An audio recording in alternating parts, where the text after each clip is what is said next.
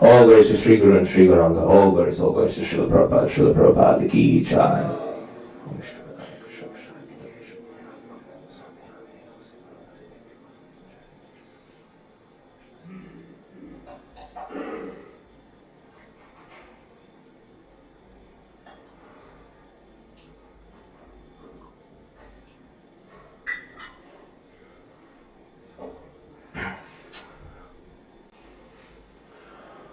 Om Namo Bhagavate Vasudevaya.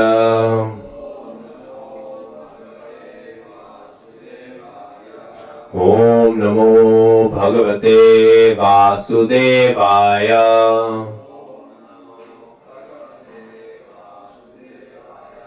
Om Namo Bhagavate Vasudevaya.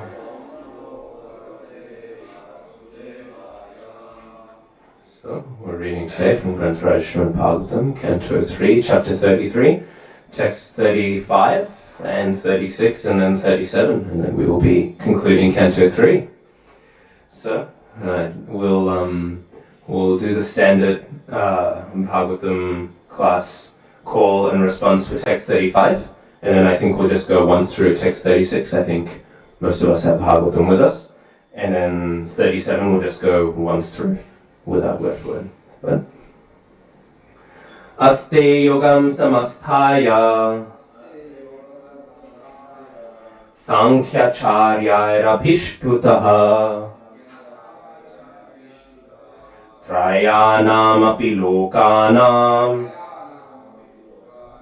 Upashantyay samadhataha Aste yogam samasthaya Sankhyacharyarabhishtutata Trayanam api lokanam Upashantyay samahitaha Aste yogam samasthaya Sankhyacharyarabhishtutaha Trayanam api lokanam Upashantyay samahitaha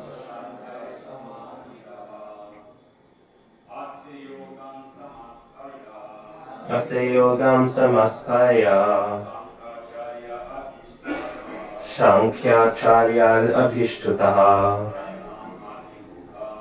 Trayanam api lokanam Upashantyay samahitaha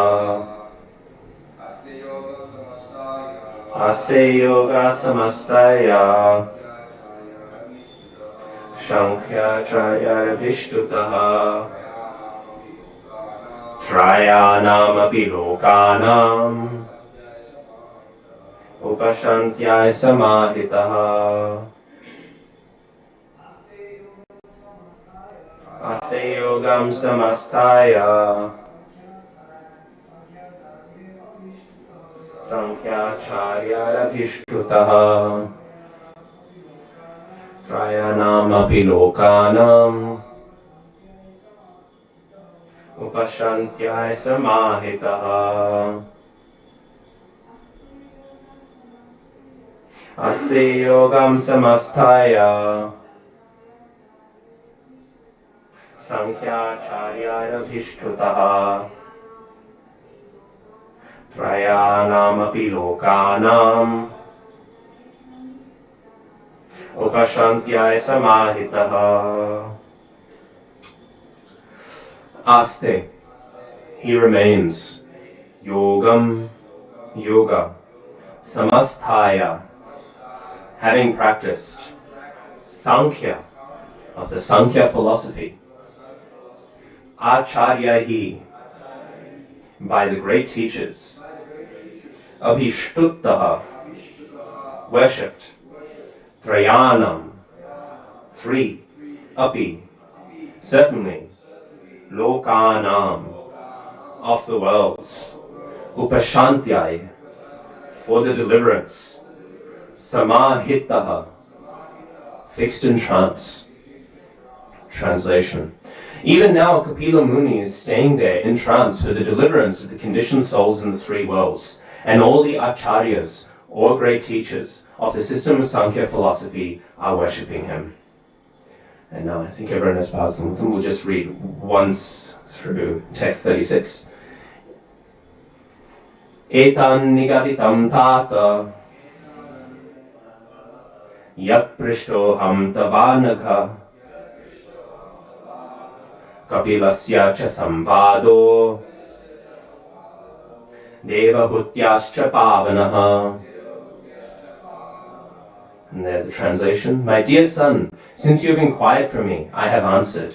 O sinless one, the descriptions of Kapila Deva and his mother and their activities are the purest of all pure discourses. Then text 37.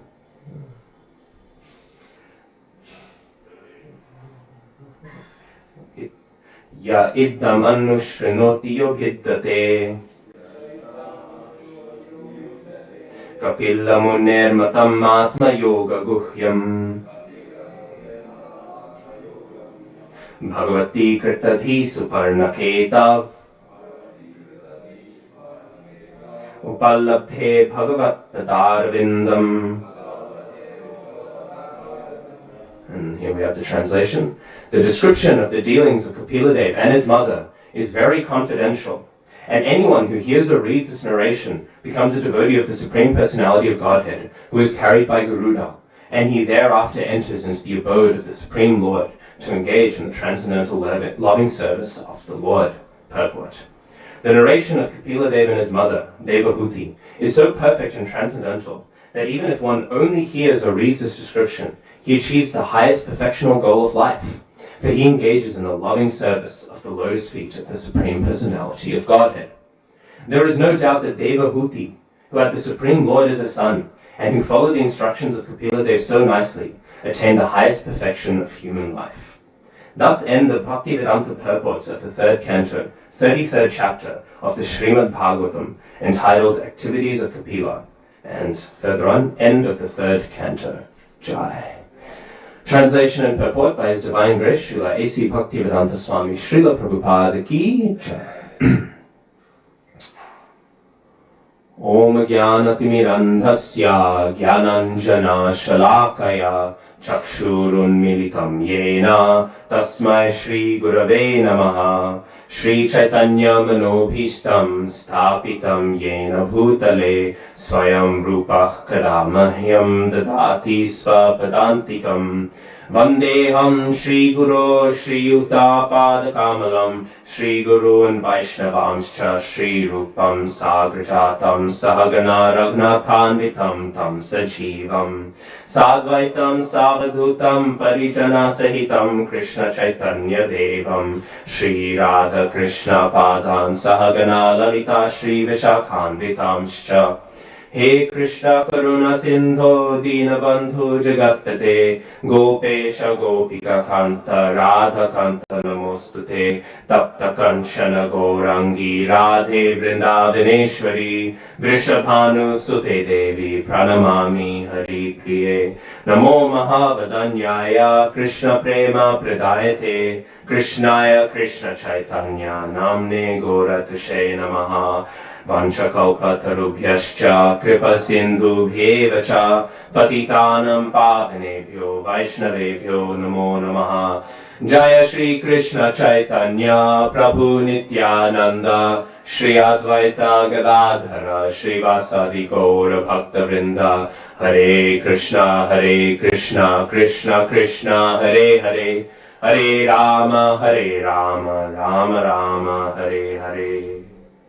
So, we've come to an end of this third canto of Srimad Bhagavatam, and as Vedic literatures are prone to do, we end with a palashruti, right? We end with a fruit of the hearing of what we have, just heard. And in a sense, we can consider that often palashrutis are there to encourage lesser-minded people to hear Srimad Bhagavatam or to hear any sort of other shastra. We'll hear often people's kula gurus or so, they will say, listen to this chapter of Bhagavatam and then, son will get into medicine, or right? Your prayashchitta will be performed, right? But what we see very lovely here is that there is no guarantee of necessarily salvation from sinful activities. In fact, the greatest fruit that we could hear from hearing is there. And what is that? That one who hears this narration becomes a devotee of the Supreme Personality of Godhead, and he thereafter enters into the abode of the Supreme Lord to engage in the transcendental loving service of the Lord. So here we find a palashruti that is not meant to entice people who are under the three modes, but is meant to entice them and everyone else as well. Now, what have we been hearing? With this conclusion, we found that Kapila Dev, all the acharyas or great systems. In the shloka I kept on getting me with the Sankhya Charyar, I kept on wanting to say Shankaracharya.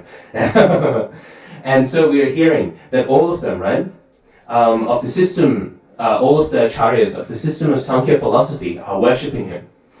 And so sometimes we'll find these deliberations on Sankhya philosophy and all sorts of other things are mentioned in Srimad Bhagavatam. And of course they're mentioned for our purpose, to understand the nature of the world and all of these things.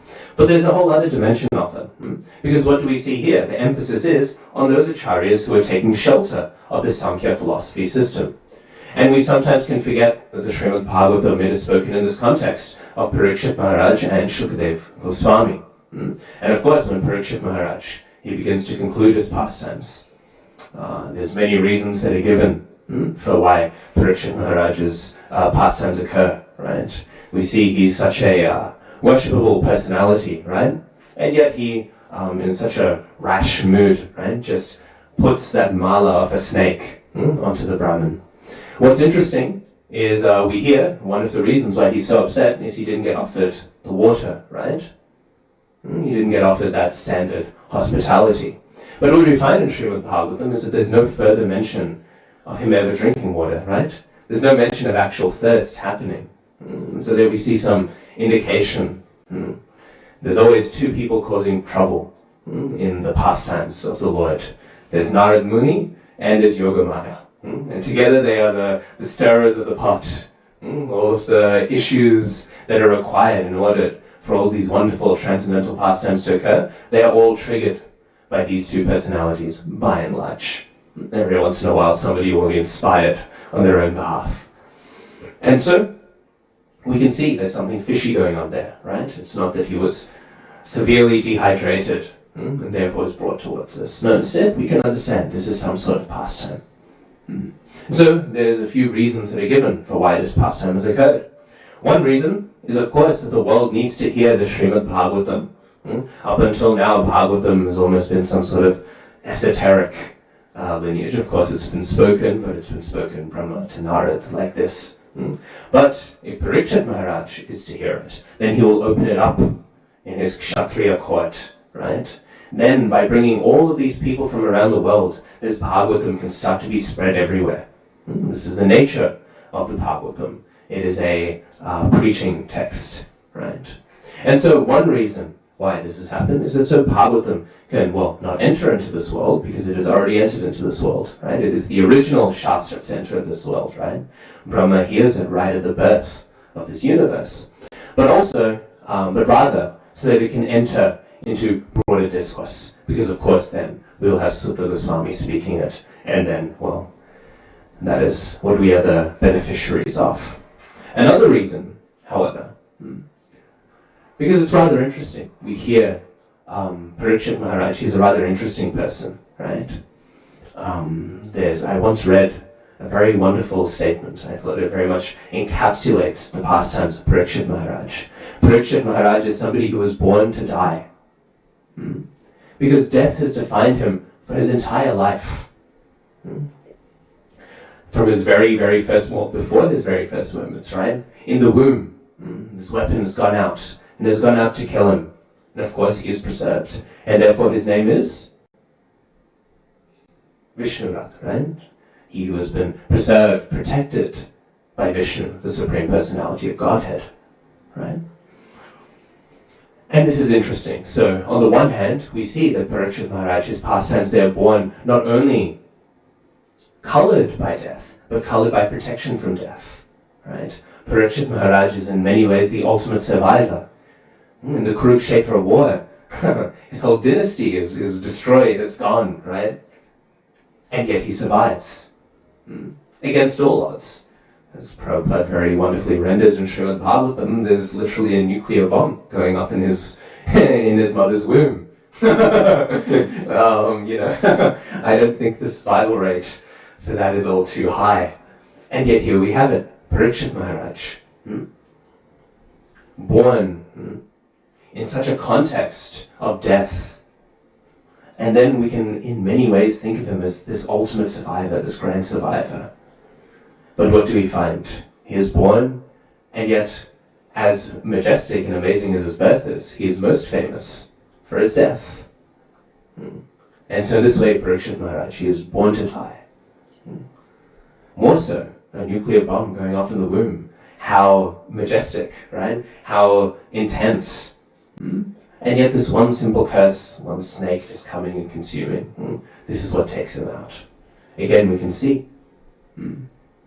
The Supreme Lord protected him once, and then he did not protect him the other time. Why is this? Actually, this is the wrong way to look at it. The Supreme Lord has protected him slightly the first time, and he has protected him immensely the second time.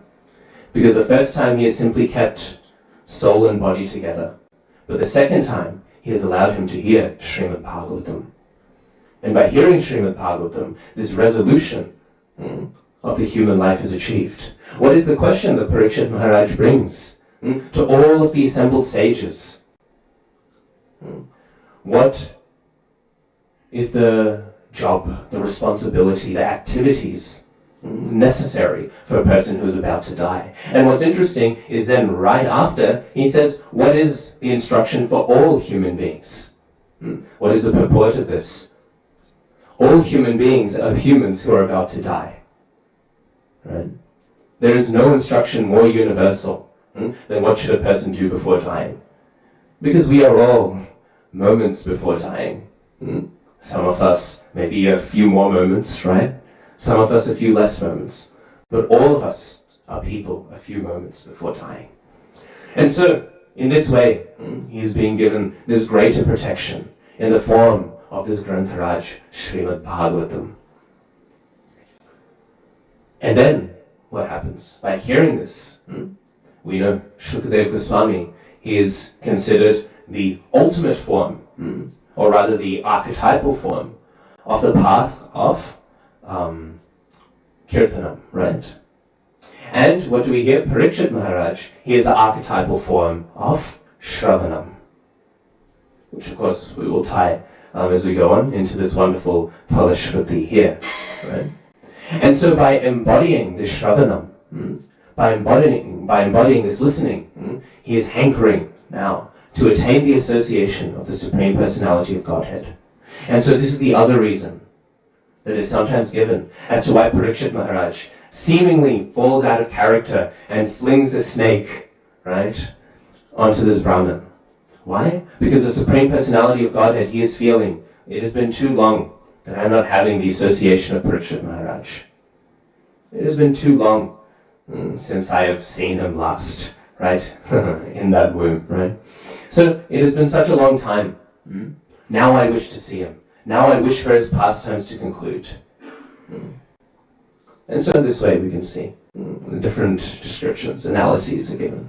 So it is in this context of Srimad Bhagavatam it is spoken. And of course, Parikshit Maharaj, he brings together all of these great sages. I remember I was hearing once from one devotee, he said he likes to think that when Parikshit Maharaj brought them, some were speaking about, there's Ishvara Sankhya Yoga, there's Nirishvara Sankhya Yoga, the Vaisheshika philosophers, they were debating with the Nyaya philosophers, and they were all having a discourse. And then Shukadeva Goswami, he comes in, clothed by the 10 directions, and begins to speak the ultimate conclusion. And it is because he is speaking this ultimate conclusion, right, that we see descriptions like this of Sankhya Yoga, or rather of Sankhya philosophy, committed to the Bhagavad path are mentioned. Again, they're very fruitful for us. They give us a way to see the world in a way that it is connected to Krishna. But also, in this context of this original speaking of Srimad Bhagavatam from the mouth of Shukadeva Goswami, there is an aspect of folklore that says that when a parrot eats from a fruit, the fruit becomes sweeter. Now some people, they get a little skeptical with this and they'll say it's a bit of the chicken or the egg, right? Because perhaps the parrots like to just eat sweeter fruit. Regardless, we know there is this belief, right? That parrots, they will eat the sweeter fruit. And so Shukadeva Goswami, he is here, right? And with his consumption of the Srimad Bhagavatam, he is making it ever sweeter. So in this context, there are so many philosophers, and some, they are thinking of the Sankhya philosophy. And so we can think when we hear descriptions of this, when we will hear descriptions of Vedic cosmology, all of these things, not only are they there for our benefit, but they are also there for the benefit of all these people who are hearing, so that they also can be elevated to a higher understanding of Shastra. We see this in the Rasa Leela section of the Srimad Bhagavatam, right? A very elevated section of Srimad Bhagavatam, don't worry, we won't start discussing it. But Parikshit Maharaj, at one point he asks, he says, Dharmaraj Krishna, how is he doing such things? How is he engaging in this paramour pastime? Parikshit Maharaj, we would like to think, is an established enough devotee that he understands that it is not that the Supreme Lord is bewildered. But sometimes Parikshit Maharaj, he'll ask questions for the benefit of the people who are listening, who don't have this full grasp of the proper Siddhanta. And this is why Srimad Bhagavatam, again, is such a mercy to us all, right? Because many of us are not at the level of Parikshit Maharaj. And so his questions allow an entry point into an explanation of the Siddhanta into deeper and deeper levels. Another reason I once heard from my godbrother, Braj Sundar Prabhu. He was speaking on the Yayati Maharaj pastime, right? And you're saying, obviously, at the beginning, we hear Yayati Maharaj. He marries a Brahmini, the daughter of Shukracharya, right? Devayani. And this just gets mentioned, just very briefly. If you read it in the chapter, Shukadeva Goswami, he mentions it and he keeps on going. And Parikshit Maharaj, he says, wait a second. What's going on there, right? And so, my godbrother, he was saying, the reason why we see moments like this, questions come up, is because actually Shukadeva Goswami, he is testing Parikshit Maharaj. Is this person listening to what I'm saying? Is his Shravanam perfect? And of course, his Shravanam is perfect. And so we see there, right? These questions, they are arising actually from perfect Shravanam in both cases, right? The Shravanam is either for the benefit of others, to make sure that others will not misunderstand what is being kept within Srimad Bhagavatam, or to show, yes, I am listening. Actually, this doesn't make sense. Why has this been mentioned here? Let me ask this question. So in this way, we see this back and forth. And so we find, right, that Kapila Muni, right, all the acharyas of the system of Sankhya philosophy, they are worshipping him, right? Because they are brought to be attracted to him, especially by the speaking of Srimad Bhagavatam. And then, of course, what do we hear? We hear the glories of the listening, of the hearing of Srimad Bhagavatam. Vishwanath Chakravarti Thakur, he says, right? Just by explaining, or just by hearing, one attains the Lord. What to speak then of the results from actually undertaking the instructions of Kapila Dev? What supreme results then would a devotee like Devahuti attain? So we see, what is the glory of Srimad Bhagavatam? Simply by hearing it, it is a complete sadhana in of itself.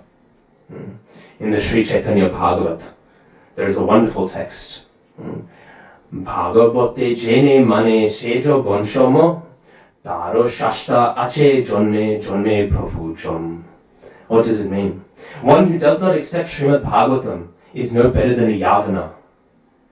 And Lord Yamaraj punishes him birth after birth. This is the position of Srimad Bhagavatam.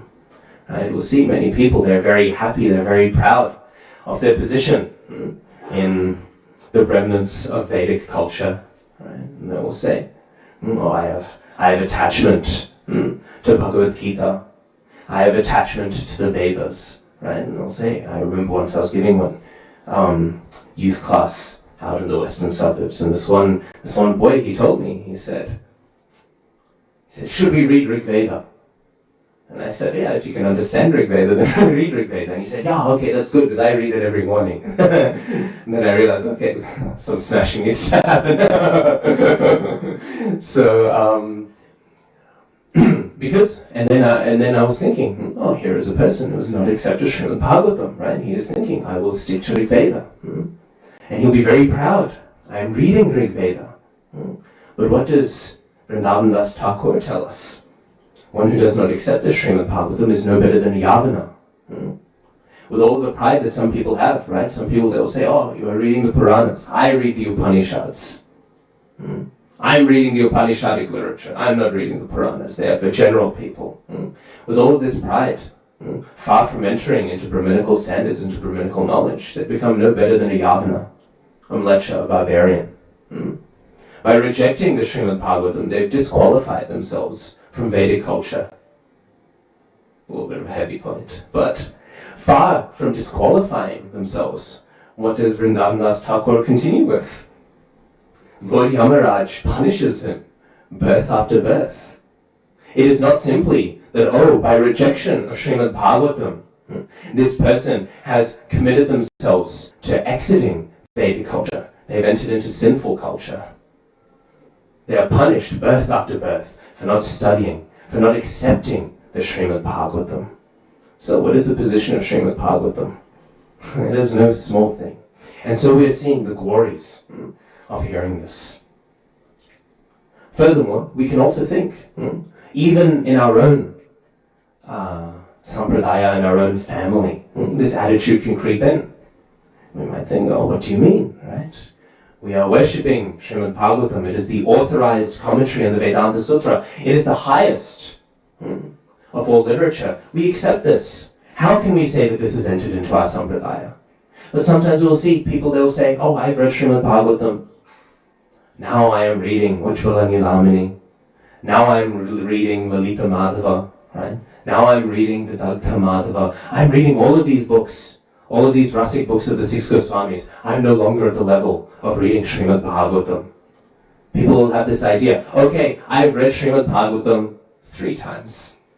And with my 3 times of reading Srimad Bhagavatam, now I am qualified to enter into all these Goswami literatures, and that is very good. You keep reading Srimad Bhagavatam. You keep reading it. But now I am at this higher level. This person also is no better than a Yavana, and also Yamaraj will punish birth after birth. I heard once, and I'm emphasizing I heard from a godbrother. I did not hear this directly from a recording or in person from my spiritual master.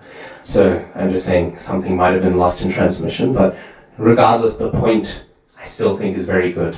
One of my godbrothers was telling me he heard from my spiritual master. The Guru Maharaj, he said, I have not studied Bhagavad Gita. I have only studied Srimad Bhagavatam. My reading of Bhagavad Gita is there so that my study of Srimad Bhagavatam can be deeper. This is the position of Srimad Bhagavatam. It is the center of everything we do. Hearing Srimad Bhagavatam, speaking Srimad Bhagavatam, this is the entirety of our spiritual life. There is no literature beyond the Srimad Bhagavatam. Chaitanya Charitamrita, such a glorious book, what is its glory? Its glory is that it is milking out the highest nectar of the Srimad Bhagavatam. This is its glory. The Bhagavatam is the flower bed from which all of these beautiful roses and flowers have grown of all of this Goswami literature. All of it is there simply to supplement and nourish our study of Srimad Bhagavatam. So in either extreme, one might feel they are so Gauriya, they don't need to read the Bhagavatam, and they are no better than a Yavana. And one might feel that they are too Vedic to read the Srimad Bhagavatam, and they are no better than a Yavana. Instead, our position is to simply hear the Srimad Bhagavatam. And by simply hearing the Srimad Bhagavatam, we can receive so much. Hearing and speaking. In fact, Srila Bhaktisiddhanta Saraswati Thakur Prabhupada, He says that the beginning stage of sadhana, the beginning stage of sadhana is Shravana Dasha, which means engaging in this hearing. Actually, Shravana is held as the birthplace of all of our sadhana. Why? What kirtan can we do if we have not heard first? Right? What smaranam can we do if we had not heard first?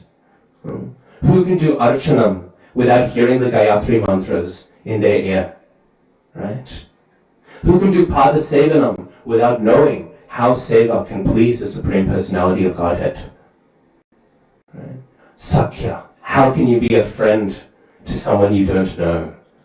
Dasya, what a useless servant serves their master, not knowing anything about what pleases them. So in this way, Shravanam, it is the birth of our bhakti. But what is this Shravanam? This Shravanam, it is not simply hearing facts. I heard once on pastime. There was not a pastime, it's just a funny story. Pastime is reserved for transcendental matters. So there's a funny story. There was this husband and a wife. They were living together. And as the glories of Grihastha Ashrama, they once had a very intense fight. And the fight was very, very intense. And for 3 days they did not speak to one another. And for these 3 days of not speaking to one another, they just went back and forth and just in silence, right? The whole day they lived their lives independently. You can say they took vanaprastha for 3 days, right? And like this for 3 days, zero interaction, full anger. I remember I heard this pastime from a Grihastha devotee, and he said, all of you unmarried devotees do not know the glories of such sadhana. So 3 days, zero interaction. But the issue is, on the 4th day, the husband, he had to go on a business trip. Now, he had to go on this business trip, and so what he needed some help, because he had to leave early in the morning, right? And so he wrote a note, and he told his wife, he said, tomorrow I need to go for a business trip. Please, if it's all right, could you wake up early? Could you wake up early, prepare some prasad, I have some prasad for the trip, right? Wake up early, wake me up, and then have the prasad, please, I ask. He wrote this note, and he left it on the bedside of his wife. And his wife, as she went to sleep, she saw this note, and she looked at this note. She was very happy. She thought, I've won. He is the one who's broken first. He has spoken to me. So she thinks, okay. She falls asleep. She wakes up the next morning, 2 a.m., right? She, takes her bath, performs all of the, nitya karmas, right? Performs all of these daily things, prepares some prasadam. And then she goes to her husband who's still asleep, and she writes a note saying, wake up, your train has to go soon. And she leaves it on the side of his bed. And then she goes away and she continues with her day. And then the hours go on and on and on. He's missed Mangalarti. And then it's about to be Darshanarti time. The sun is rising, the sunlight enters into his room, and he gets woken up by the sun. And he goes, hi. And we, in the Brahmachari ashram, the Brahmacharis wake up by saying Hare Krishna, like this. He wasn't waking up saying Maha Mantra. He was chanting some other mantra that we can't repeat in Bhagavatam class. And in this way he wakes up and he's panicked and he's thinking, I've missed everything. And he goes and he sees his note and he goes to his wife and he says, my dearest wife, I left you this note saying, please wake me up. And she said, of course, I'm reciprocating. You left me this wonderful note saying, please wake up early. And so I thought, if he thinks this is a good enough form of communication, then clearly I will reciprocate this form of communication. So in this way, they went back and forth about it. Had some sort of, I guess their 3-day argument became a much longer argument. So in this way, what do we see? There are different ways of shravana, of hearing. And simply some impersonal communication, it is not complete.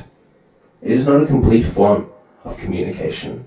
When we are listening to the Srimad Bhagavatam, as we've heard, acceptance of Srimad Bhagavatam, well, acceptance gets you what? Just simply by hearing, right? Forget about doing. Simply by hearing, one is able to attain the abode of the Supreme Lord. And by rejection of Srimad Bhagavatam, Jonme, right? Birth after birth will be punished by Yamaraj. Right? But what does it mean to accept the Srimad Bhagavatam? Not simply like this husband or this wife, we think the communication is simply some information on a page. It is a personal interaction. I remember while I was doing I still am doing my degree, by the mercy of Krishna. While I was doing it, I remember there was one point, of course, I remember I really struggled actually.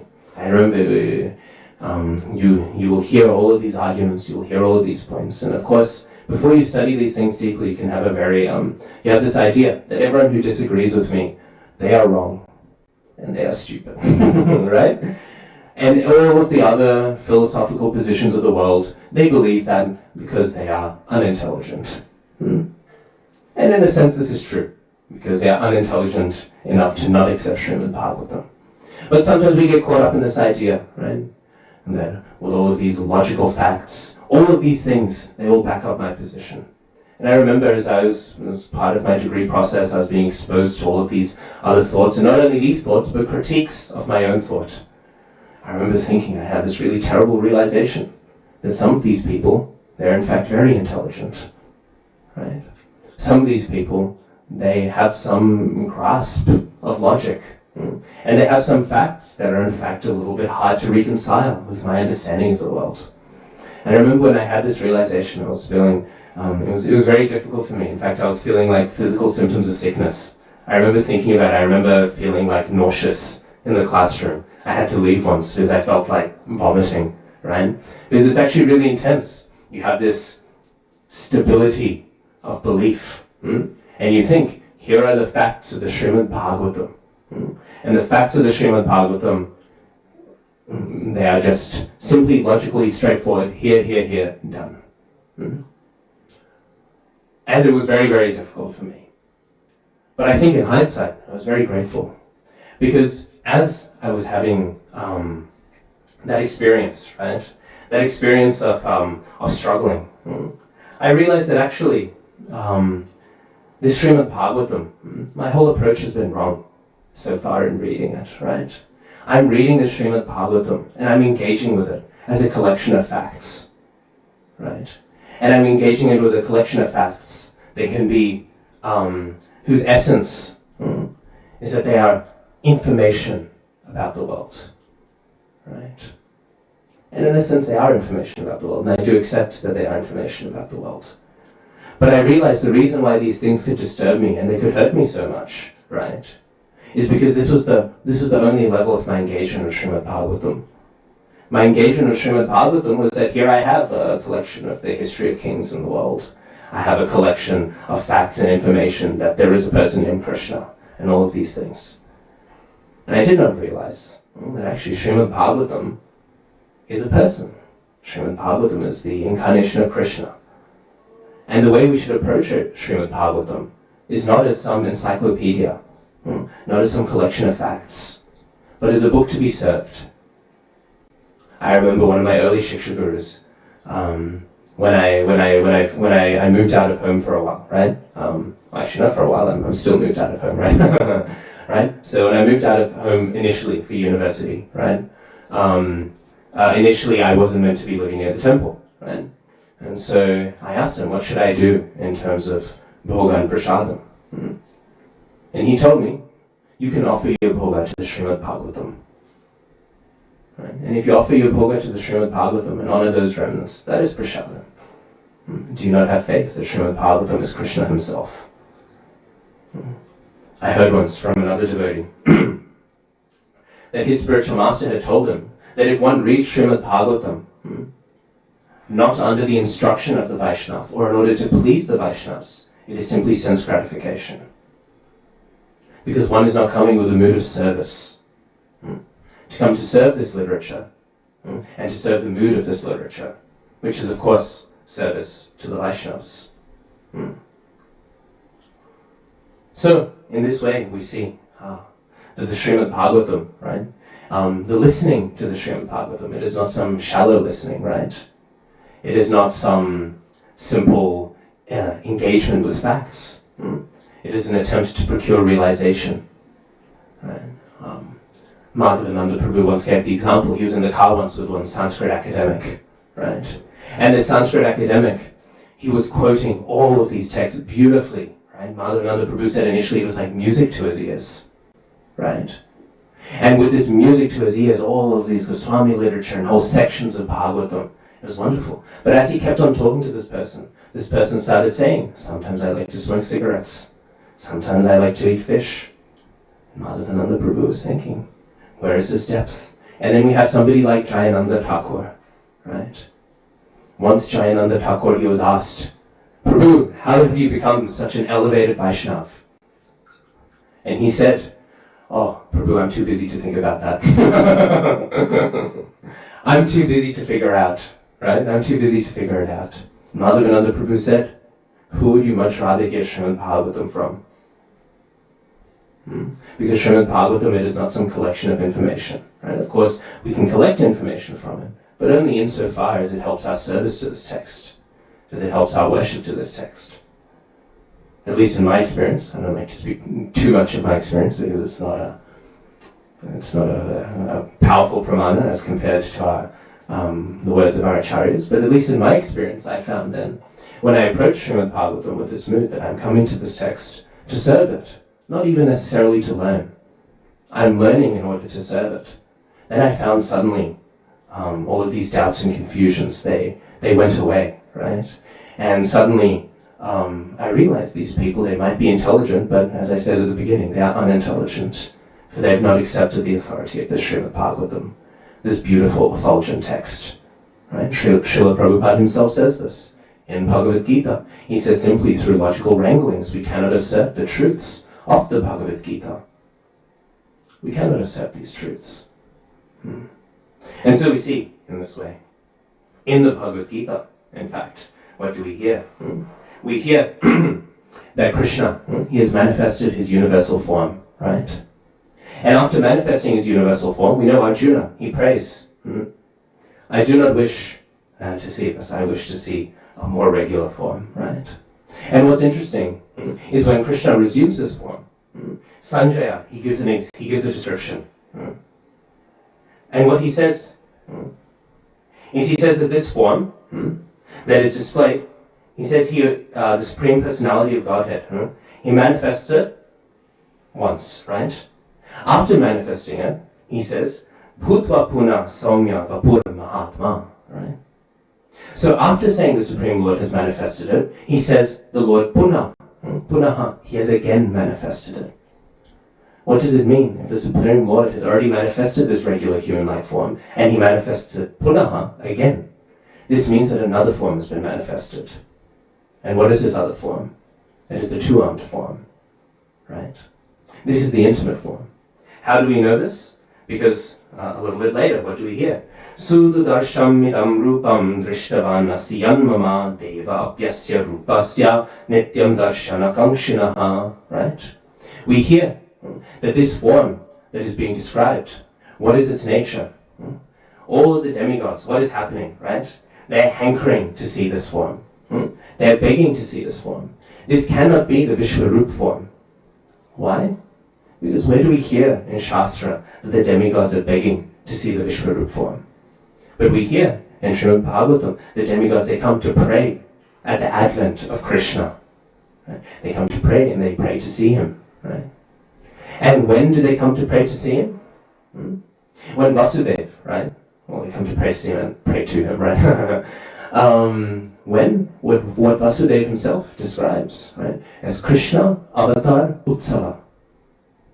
This is the Sanskrit that's used in Srimad Bhagavatam, right? The Krishna Avatar's appearance. And of course, this is interesting. Now, sometimes we will hear Krishna Avatar being used to refer to the Supreme Personality of Godhead in his fullness. But more often, Krishna is not Avatar, he is Avatari, right? So this is also an interesting point. Why? Because Vasudeva, what is he seeing? He's seeing the four-armed form. Thus he is seeing Krishna Avatar, right? He's seeing the opulent form. He's not seeing this intimate form. And thus Krishna Avatar, right? But Avatari Krishna, original Krishna, This is two-armed Krishna. And thus we know, at the end of the 11th chapter of Bhagavad Gita, it is not the four-armed form, right? What is another reason? What does Krishna say? He says, what does Arjuna say, right? Show me the form we are so intimately engaged with, right? Who is playing around with their friend? We know Arjuna, right? What does he say? Hey Krishna, hey Yadav, hey Sakheti, right? How did I think you were some ordinary person? Is it a four-armed form that makes you think, oh, this is an ordinary person I'm with? No, it's the sweet, human-like two-armed form. And with the sweet, human-like two-armed form, what do we see? This is the form that was prayed to be manifested. And then what do we hear? Bhaktya tvananyaya shakya gyatum drashtum. No. What goes next now? I've forgotten the shloka. Give me a second, I'll remember it. Bhaktya tvananyayam shakya. I've forgotten it. Something tatvena. Like that. How does it go, Prabhu? Gyatum drashtum cha tatvena. I think we're missing one in the middle. Oh, aham evam vidhorjuna, and then drashtum, gyatum drashtum cha tatvena, and then praveshtum cha parantapa. There we go, I remembered it. I was thinking I'm pushing myself a little too hard to remember it. Anyways. So, what do we see, right? Bhaktya tvananyaya shakya, right? How can this form be known? Right?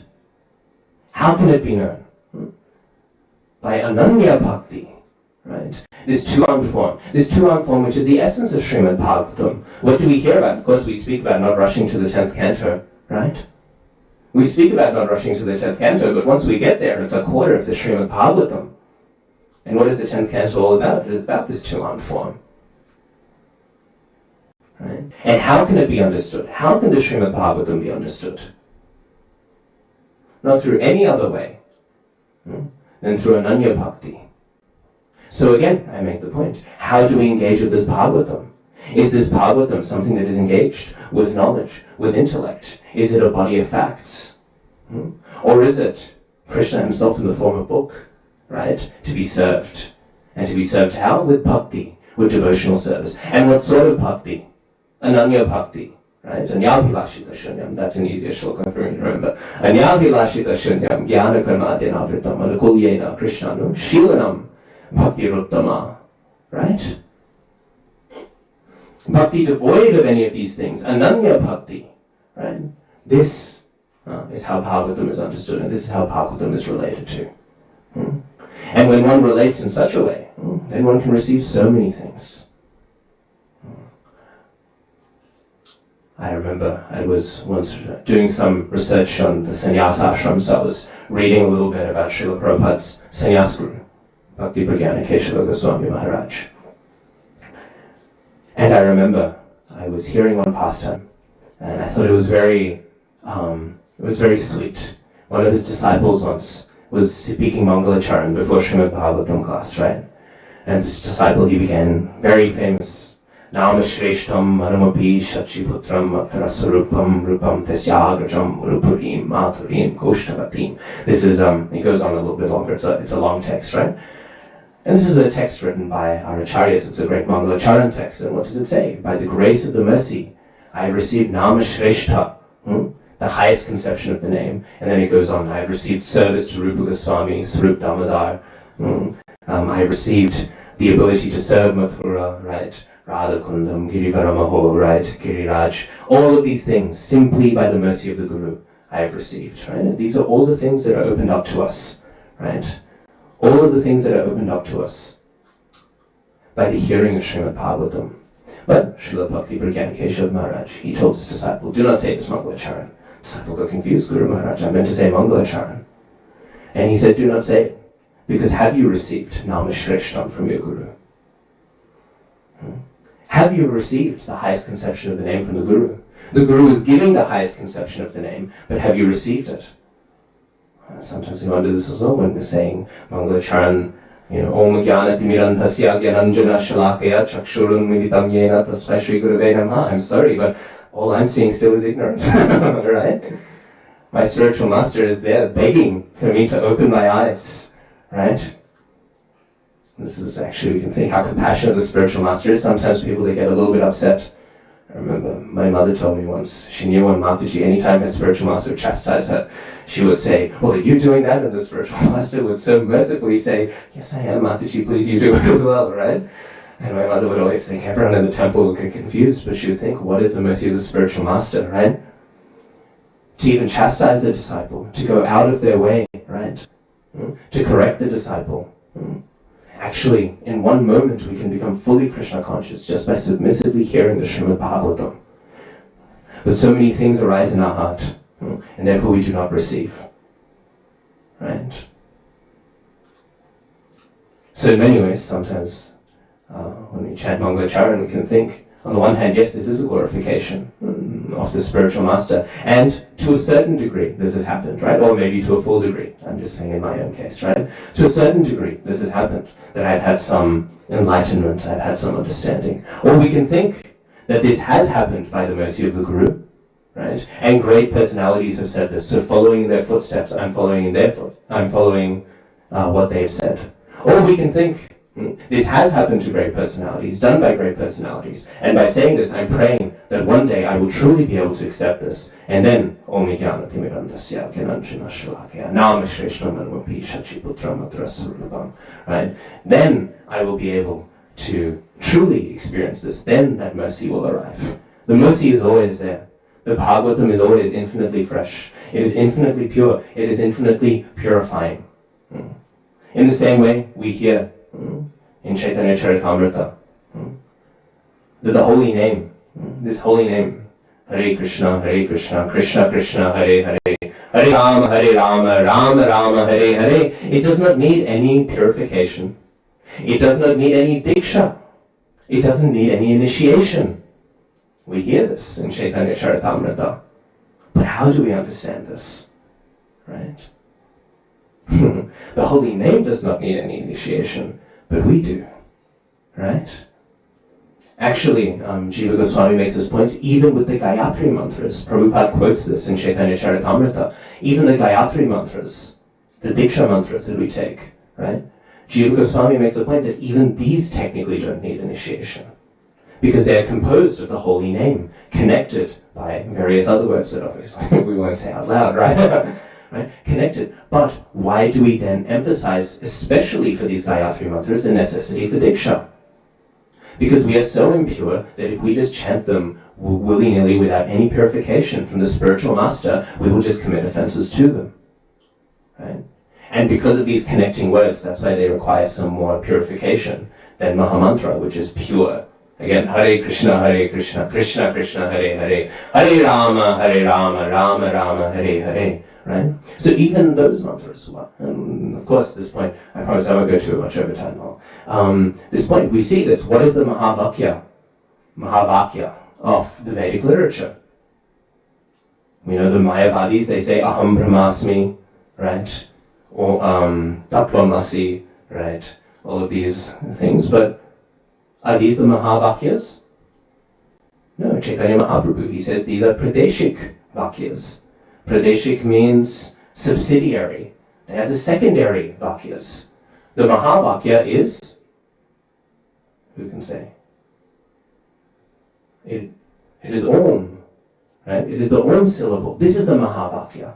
And Prabhupada, he has this wonderful explanation in his purport. He says, these things like Aham Brahmasmi, Tattvamasi, these are secondary, Pradeshik Vakyas. Why? Because by hearing these, what is their point? When I say Aham Brahmasmi, I'm either a Mayavadi, in which case, I mean, nothing ruins your day more than meeting a Mayavadi. In which case, please purify me. And I mean, purify me either way, but definitely in that case, if I start going down the Mayavadi way, right? I'm either a Mayavadi, or I'm taking the actual conception of these statements, which is saying, I'm qualitatively one with the Lord, but I'm quantitatively distinct. Now, what is the point of making these statements? It is basically a way of saying, you are not this body. right? Aham brahmasmi means I am spirit. I am not this body, right? And so Srila Prabhupada, he writes, he says, thus, such instructions are pertinent to conditioned souls. Because conditioned souls need to be told you are not this body, right? Srila Prabhupada does not need to be told you are not this body. But then Prabhupada says, why is then Omkar, Pranava, why is this then the Mahavakya? He says, because this is the transcendental name of the Lord. And this is useful for both the liberated and the conditioned souls. And therefore it must be the root of the Vedic literature. Because how can something that's only relevant to one type of community, one type of person, the Nitya Baddha Jivas, how can that statement be the great statement of the Vedas? It must be that universal transcendental statement. And then Prabhupada, he says something very lovely in his purport. It's very classically Prabhupada. He says the Om syllable, or the chanting of the Hare Krishna Mahamantra, is the great Mahavakya of the Vedic literature. So why did I bring this up? Because these are the great statements of the Vedic literature, the holy names of the Lord. These are the Mahavakyas. And so they're transcendental, they are above any purificatory process. They do not need any purification to be done. But we need it. For Harinam, we don't need it to chant it, even sometimes inoffensively. In very rare cases, we'll find Namapas. But Shuddhanam, we need guidance in order to chant it, right?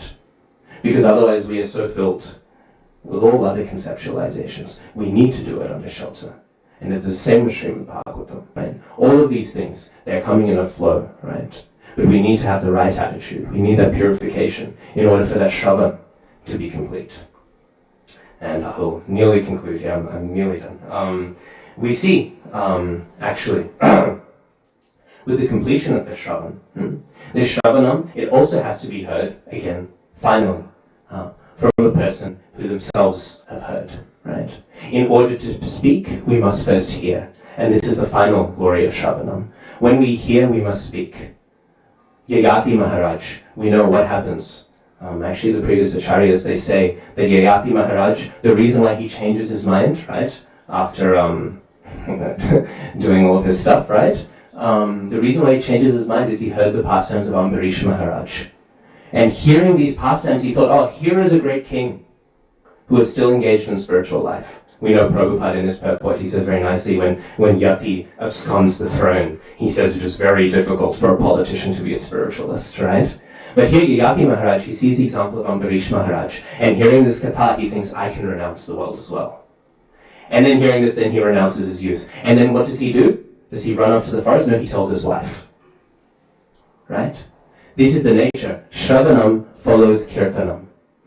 We must hear, and then we must preach. So not Shravanam on its own, yes, it is perfect. But it is not the example we see, because if we hear perfectly, we will speak perfectly then as well.